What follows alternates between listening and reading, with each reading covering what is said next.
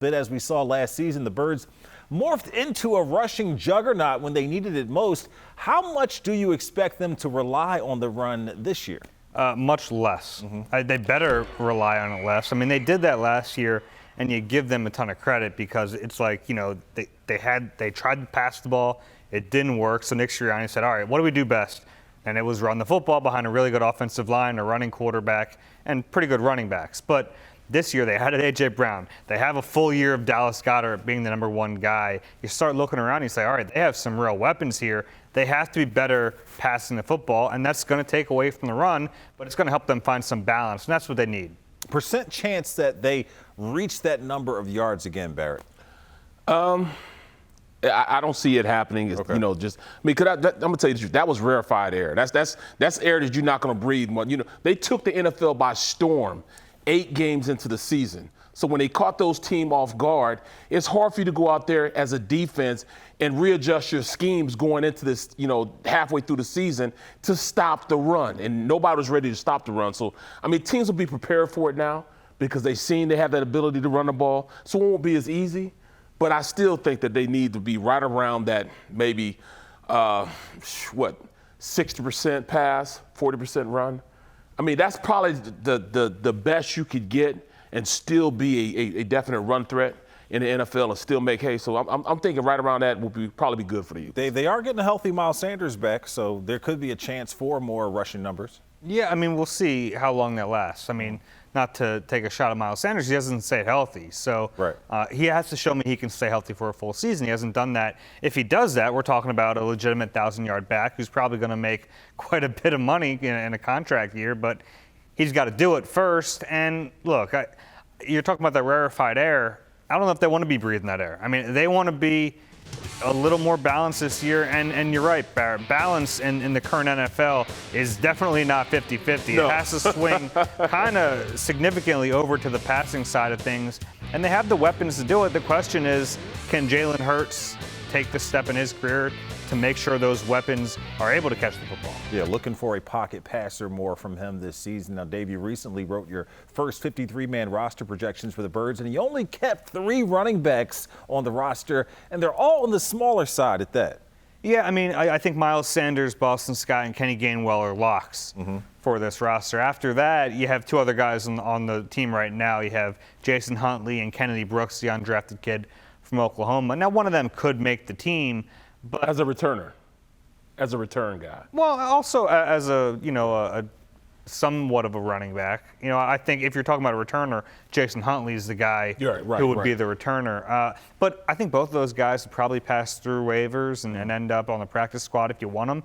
And then you have the flexibility with the way the rules are this year. You can kind of bring guys up for games here and there as you need them, or if someone gets hurt. So there's also the chance that the 4th running back isn't on the roster just yet, and there's time to add those guys. So Jordan Howard may be coming back. He is jobless right now, and he's a phone call away. Okay. Let's look at some individual player decisions. First up, Jalen Reagor is on your roster. Yeah, he is. And it really comes down to money. And the way his contract and the way all the rookie contracts are laid out, he would cost more to cut than he would to be on the roster. So why would you do that? And he's going to be your 5th wide receiver this year. That's a big difference than him being the number 2 guy and really relying on him. I think that's going to help the team out quite a bit that he got pushed down on the depth chart. It's a tough situation because, like, on merit, does he deserve to be here? Probably not. But that's kind of the situation right now. And maybe there's a chance they could find some player-for-player trade and try to get someone else in here at a different position that they might need. It's just I think it's a little far-fetched. He didn't help him out. He definitely didn't help him out. Easy place for fans to pick on this coming season, man. He'll need to. But you know what? He won't be on the field as much, so it'll be harder to pick on it. Well, maybe that relaxes him. Maybe he plays better because the expectation isn't for him to come in and play like a first-rounder. Now he's playing like the 5th receiver, and you tend to do more when you don't have those high expectations for you. What about Mr. Yards per catch? Say goodbye to J.J. Arcega-Whiteside. We hardly knew ye, huh? Yeah, I mean, he's kind of in the boat with Reagor. He's a year advanced in that, and it goes back to poor drafting. But you don't even worry about where he was drafted at this point. You're like, can this guy help the football team? And it's it's kind of a pipe dream that he can in a new position as a tight end. I understand why they're doing it. They're looking at him and saying, well, he's not going to be a receiver here. The depth chart is kind of stacked a little bit better than it was previously. So we'll try him out at tight end, see if he can learn it. But I don't think he has a great shot there either. They brought in Grant Calcaterra, who kind of plays that F type of tight end position. So I don't think he has a role here either.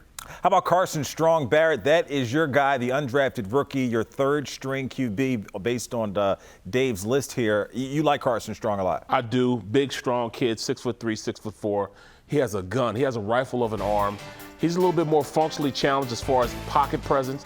He's not one of those guys going to get out and run the read option or anything like that, but I'll tell you what, he can hose it. He'll get it to his receivers, has a great deep ball, and while at the University of Nevada, he showed the ability to get guys open and throw guys open. So I like him as a player. I think he's good enough that he can make some hay here in Philadelphia. I don't know if there's a bigger disparity between teammates at the quarterback position in the NFL than Jalen Hurts and Carson Strong was a statue last year. Polar opposite. There are concerns about that knee going back to high school. That's why he went undrafted. But the talent's there. Arm talent is there for sure. Yeah, be sure to check out Dave's list on NBCSportsPhiladelphia.com. You can see all of his work there. Dave, we appreciate you being here. And check him out on the Eagle Eye podcast as well. DZ, we appreciate you hanging out.